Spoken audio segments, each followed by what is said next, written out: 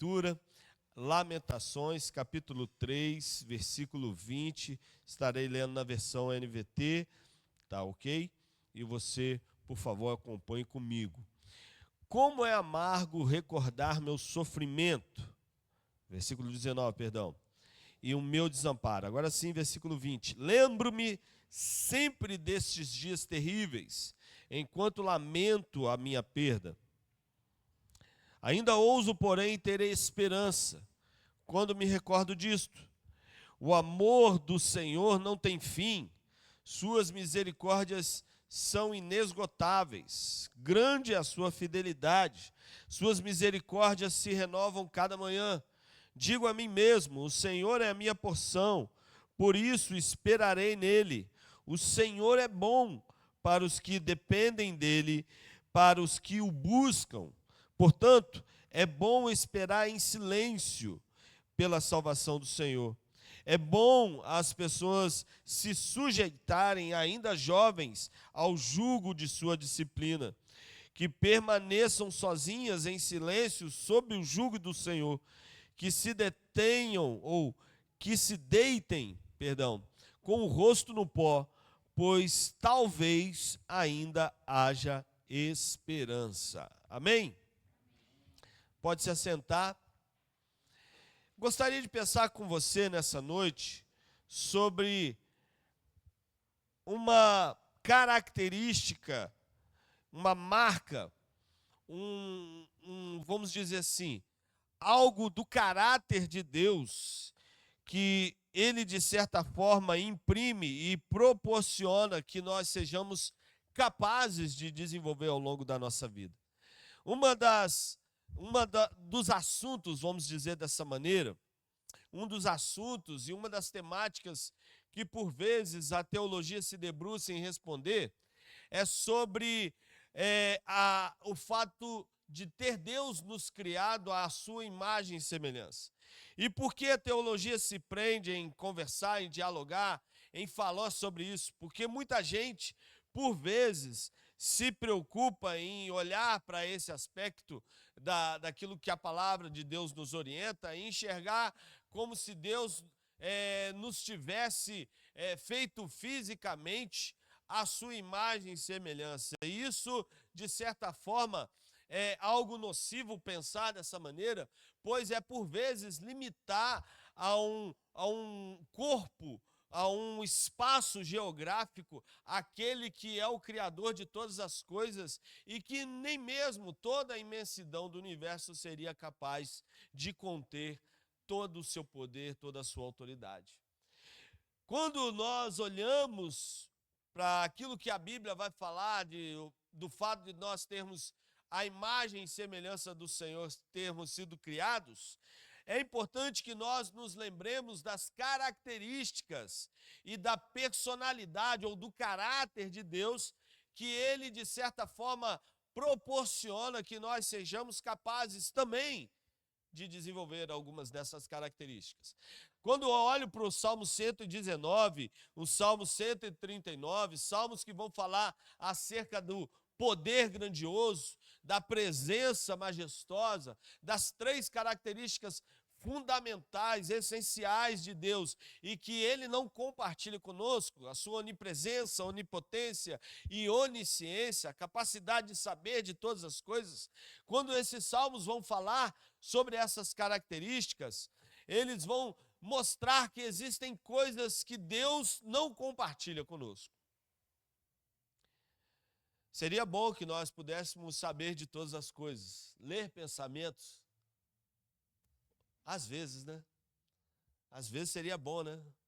Quando alguém faz ou expressa com o seu rosto, com a sua face, a alegria e contentamento quando nos vê, seria interessante talvez saber o que se passa na cabeça dessa pessoa. Está alegre em nos ver.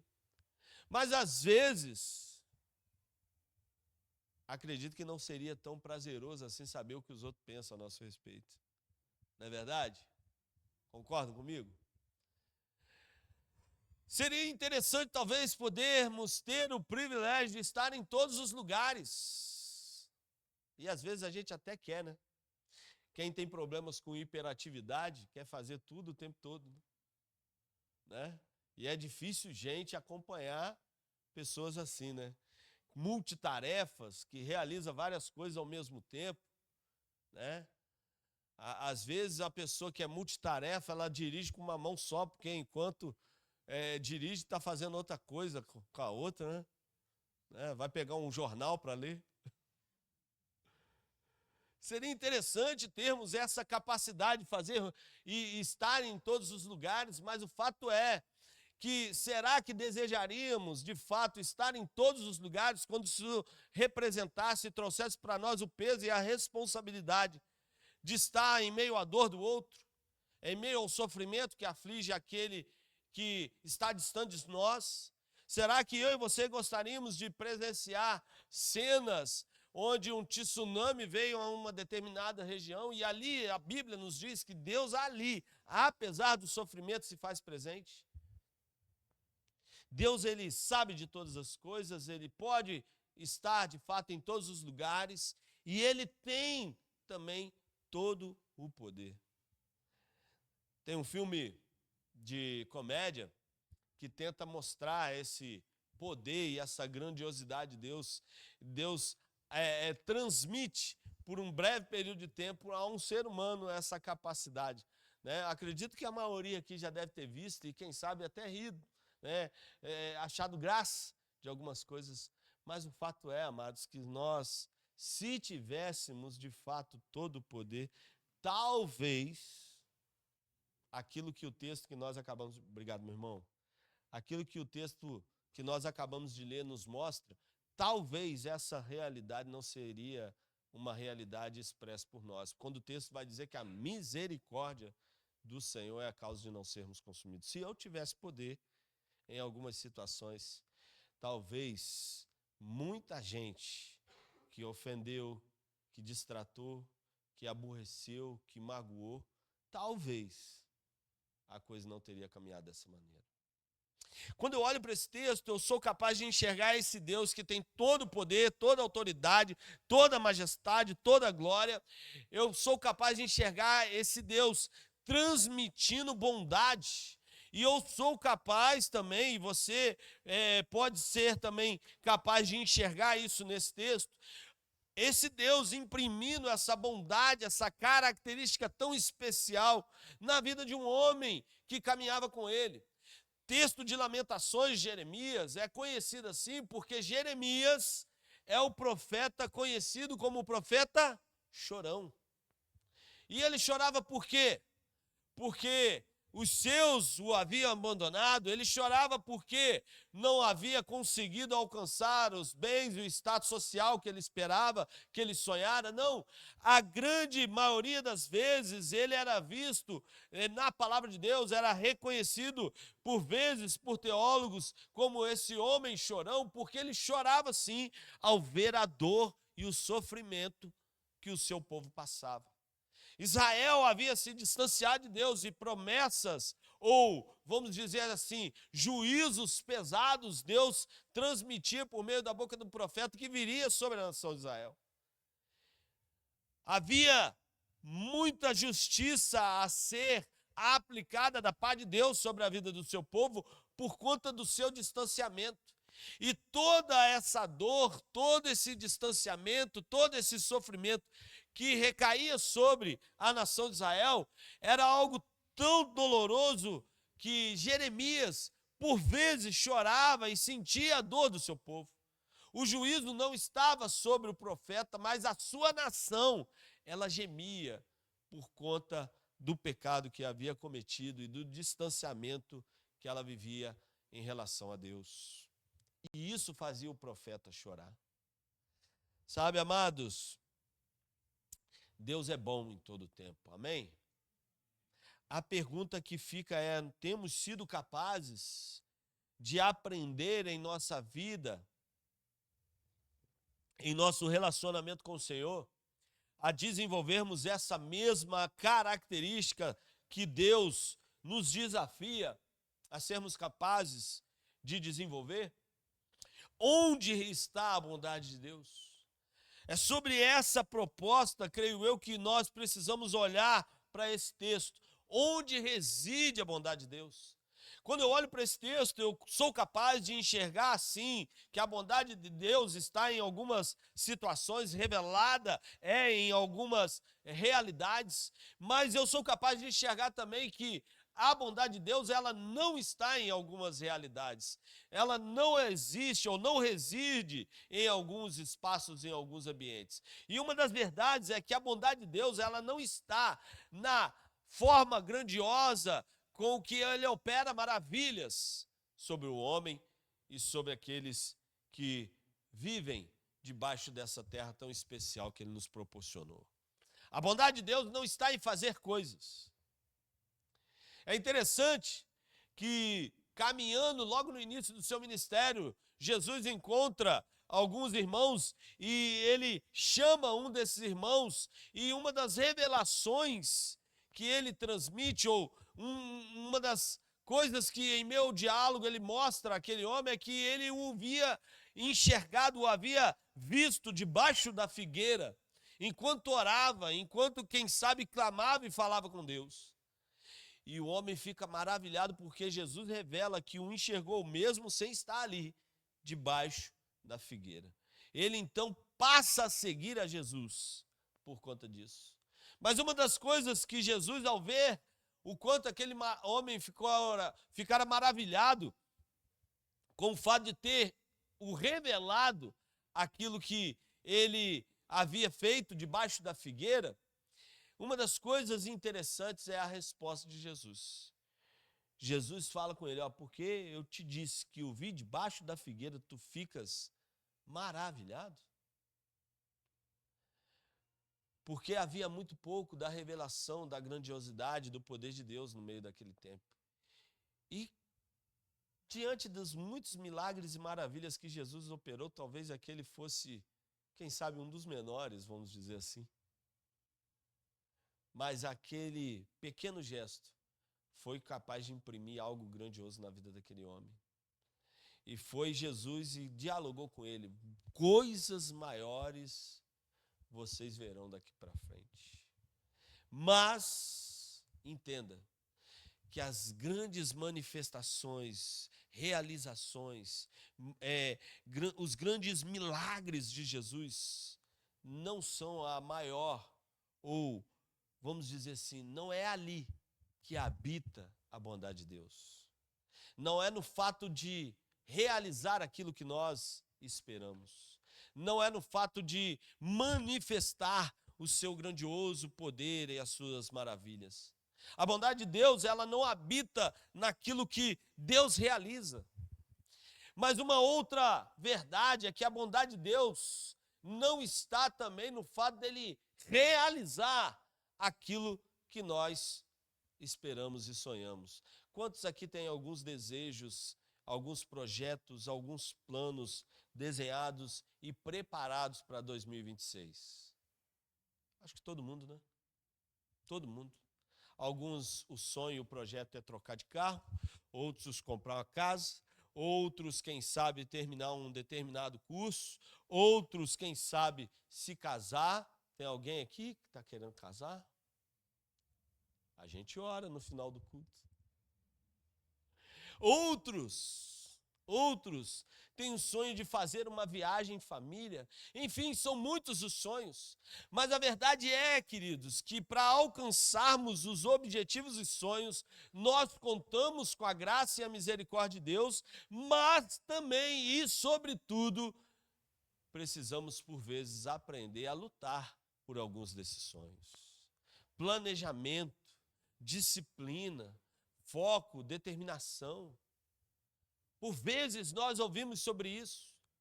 E às vezes, muitas das vezes, a verdade é que passamos a enxergar a Deus de forma, às vezes, negativa e não experimentamos de fato da sua bondade, porque num determinado momento, os desejos e sonhos que nós planejamos não foram realizados, proporcionados por esse Deus que é bom. Entenda, a bondade de Deus não está na realização dos nossos desejos. Mas outra verdade também é que a bondade de Deus não está na nossa isenção de culpa. Esse texto é admirável. Por quê? Um homem temente, dedicado, comprometido e fiel na sua vida com Deus, chorava e era reconhecido pela dor que vivia por conta da sua empatia em relação ao castigo que viria sobre o seu povo. A verdade é que vivemos em dias onde a individualidade está cada vez mais presente na sociedade. E às vezes isso é uma marca também presente na igreja do nosso país. Gente que se isenta da culpa, se isenta da responsabilidade, que se preocupa em primeiro lugar com a satisfação dos seus interesses, igrejas que por vezes pregam um evangelho fácil, e vamos dizer assim, do toma lá da cá, eu abençoo a igreja, eu dizimo na igreja e Deus tem o compromisso e obrigação de realizar meus sonhos. Igrejas que pregam e que por vezes ensinam dessa maneira, são as que por vezes estão mais cheias de pessoas. Por quê? Muita gente quer se isentar da responsabilidade, não tem aprendido a desenvolver empatia em relação à dor do outro, e se isentando da responsabilidade, espera não carregar sobre os ombros o peso da culpa e da falta de dedicação e comprometimento com o seu futuro. É interessante porque Jeremias, ele não se porta assim. Ele diz no versículo 20, no versículo 30, algo muito interessante, versículo 29, que se deitem com o rosto no pó, pois talvez ainda haja esperança. Ele está convidando o povo a voltar os seus olhos para o Senhor e rasgar as suas vestes em sinal de humilhação, deitar com o rosto no pó e reconhecidamente, humildemente se apresentarem diante de Deus, não se isentando de sua responsabilidade. Não é à toa que os evangelhos vão dizer para nós que aquilo que o homem semear, isso também ele ceifará ou colherá. Amados, a bondade de Deus não está presente na nossa isenção de responsabilidade. Tem gente que vive muito tranquilo achando que suas escolhas, seus projetos, seus insucessos, suas frustrações são, vamos dizer assim, única e exclusivamente a responsabilidade de Deus e que Ele não cobrará os dias gastos inutilmente nessa terra. A verdade é que Deus, Ele olha para nós, nos dá oportunidades, mas em cada uma delas Ele nos pedirá contas. Não é à toa que o texto vai dizer, Salomão vai mostrar para nós e vai orientar os jovens. Jovem, faz a vida, vive a vida do jeito que é, alegre o seu coração nos dias da tua mocidade, anda nos caminhos que satisfazem o teu coração. Saiba, porém, que de todas estas coisas Deus te pedirá contas. Amados, a bondade de Deus, ela não reside nisso, nessa ideia de que Deus é bonzinho e porque Ele é bom, Ele não pedirá de nós resultados ou nos isentará da responsabilidade. A bondade de Deus não acompanha pessoas que pensam dessa maneira, ou ela não reside nessa verdade e nem tampouco em gente indiferente. Essa máxima que por vezes nós ouvimos no mundo, que se exploda o mundo, meu nome não tem nenhum Raimundo aqui não, né? Já ouviram essa frase? Que se exploda o mundo, meu nome não é Raimundo. Essa máxima que o mundo prega não é a máxima que o Evangelho ensina para nós. O Evangelho ensina para nós a caminharmos mais uma milha com aquele que nos ofende. O Evangelho ensina para nós nos doarmos independentemente da realidade onde estamos inseridos. O Evangelho nos ensina a, uma vez ofendidos, darmos a outra face. O Evangelho nos ensina a amarmos ao Senhor de todo o nosso coração e ao nosso próximo como a nós mesmos. Esse Evangelho. A bondade de Deus, então, reside em quê, pastor? A bondade de Deus, ela reside na sua companhia. Olha comigo para o texto, versículo 20. No versículo 19, ele vem falando que o amargo, o sofrimento e o desamparo que ele vinha sentindo, mas ele, no versículo 20, ele começa a dizer algo muito interessante. Lembro-me sempre desses dias terríveis, enquanto lamento a minha perda. Ainda ouso, porém, ter esperança quando me recordo disso. O amor do Senhor não tem fim. Suas misericórdias são inesgotáveis. Grande é a sua fidelidade. Versículo 21. Versículo 23, perdão. Sabe, uma das verdades é que a bondade de Deus, ela reside na sua presença, na sua companhia.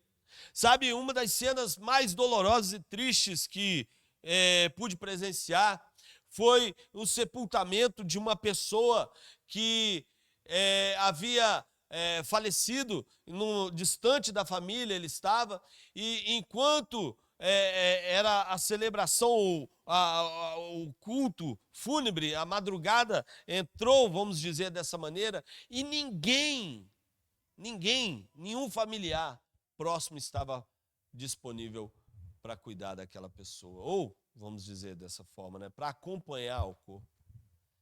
Sabe, queridos, é interessante porque no luto nós vemos, por vezes, quem está de fato disponível a estar ao nosso lado.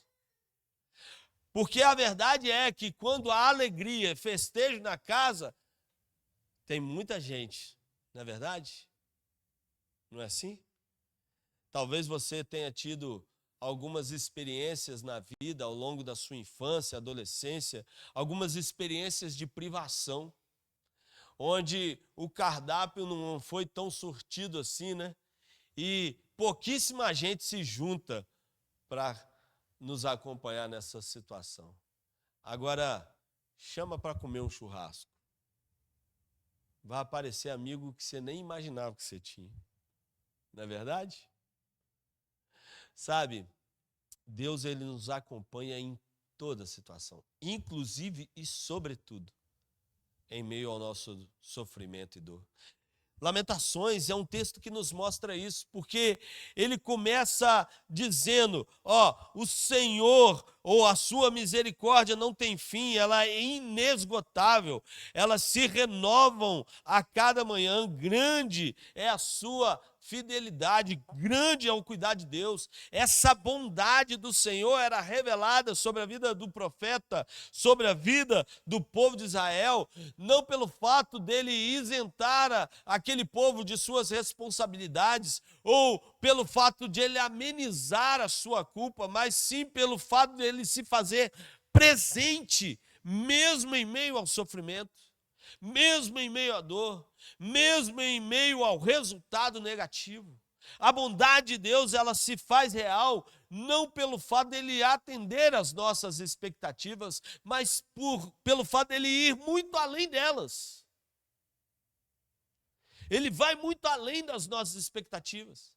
E a verdade é que, por vezes, o que é limitado não é a sua bondade, mas a nossa percepção da realidade.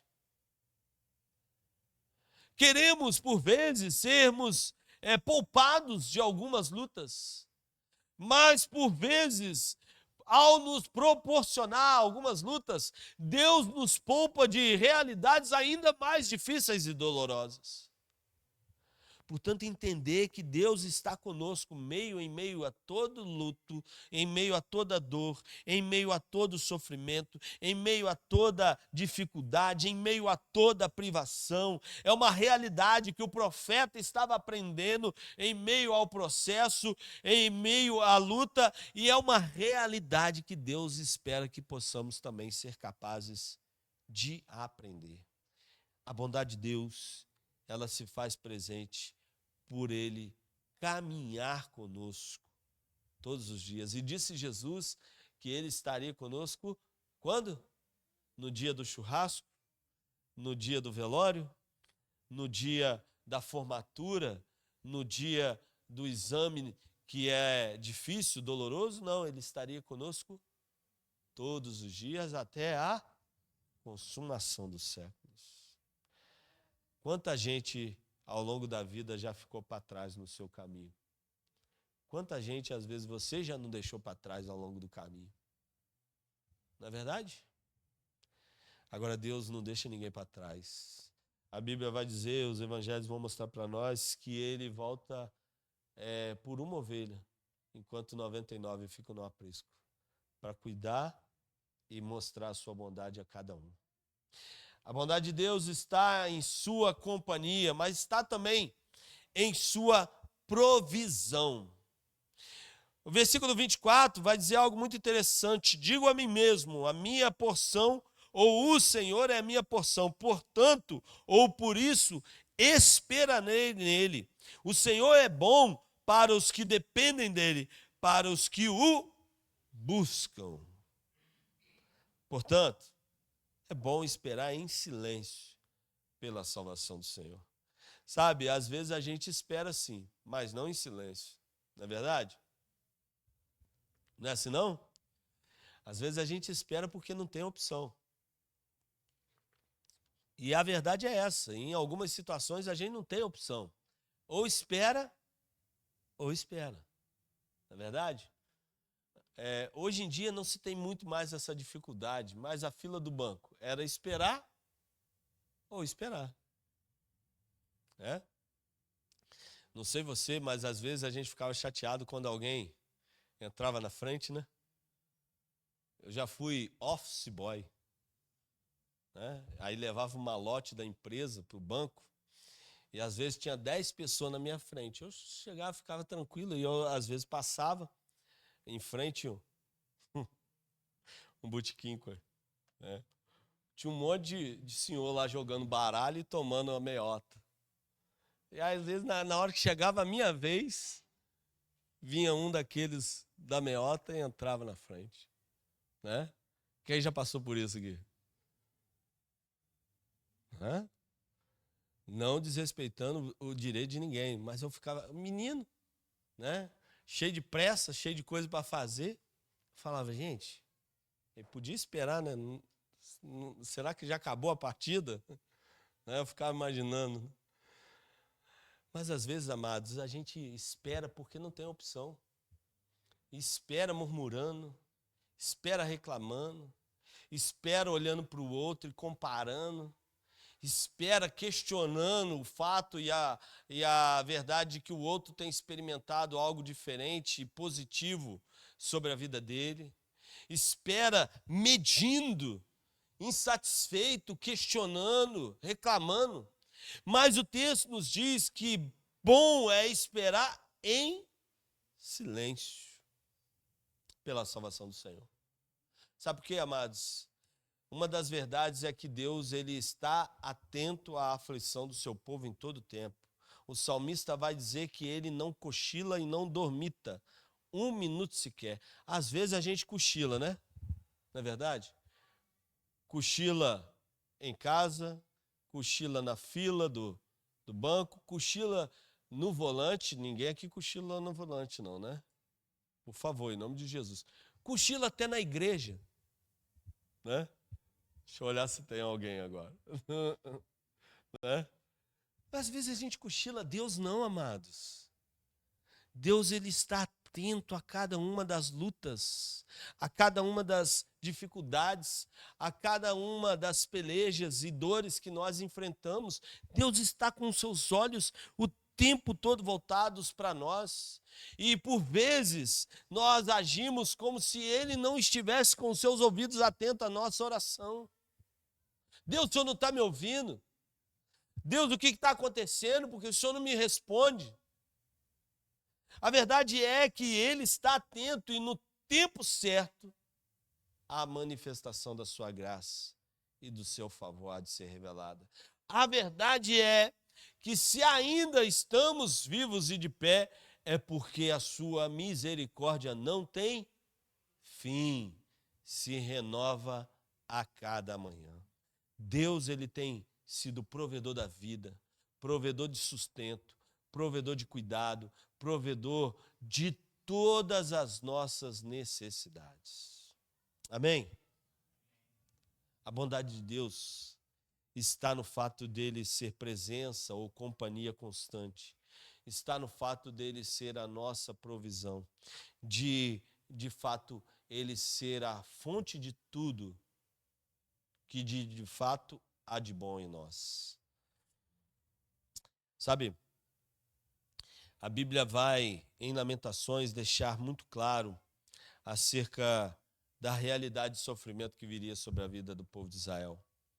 Mas vai também deixar muito claro acerca do cuidado, da provisão, do sustento e do amor tão incomparável que Deus demonstra por aquele povo. Portanto, a bondade de Deus se faz presente no fato dele ser companhia, como já disse, dele ser provisão e dele ser a única solução para cada um de nós. Sabe, quando eu olho para esse texto, eu vejo algo muito interessante ser declarado no versículo 25, quando Jeremias diz assim: o Senhor é bom para os que dependem dele, para os que o buscam. Sabe, depender do Senhor não é usá-lo, por vezes, como um botão de incêndio, sabe? Quando a coisa está pegando fogo, a gente aciona. Depender do Senhor não é apresentar uma lista de realizações, de desejos, e apresentá-los a Deus e falar: ó, eu dependo só de Ti para realizar cada uma dessas coisas. Depender do Senhor não é buscá-lo para atender às nossas necessidades. Depender do Senhor é fazer dele a nossa única fonte de vida, de alegria, de contentamento. Quando tudo vai bem, é estar com ele. Quando tudo vai mal, é continuar caminhando com ele. Amém? A bondade de Deus está no fato dele ser bom, mostrar o seu amor, a sua graça a todos nós, apesar do nosso pecado. Mas experimentar a bondade de Deus é muito melhor quando dependemos do seu amor, do seu cuidado, da sua direção para todos os nossos dias. Amém? Eu quero orar com você, mas antes de orar, eu quero convidar o pessoal do louvor. Nós vamos cantar uma canção, tá? E se você pudesse colocar de pé, enquanto nós adoramos ao Senhor,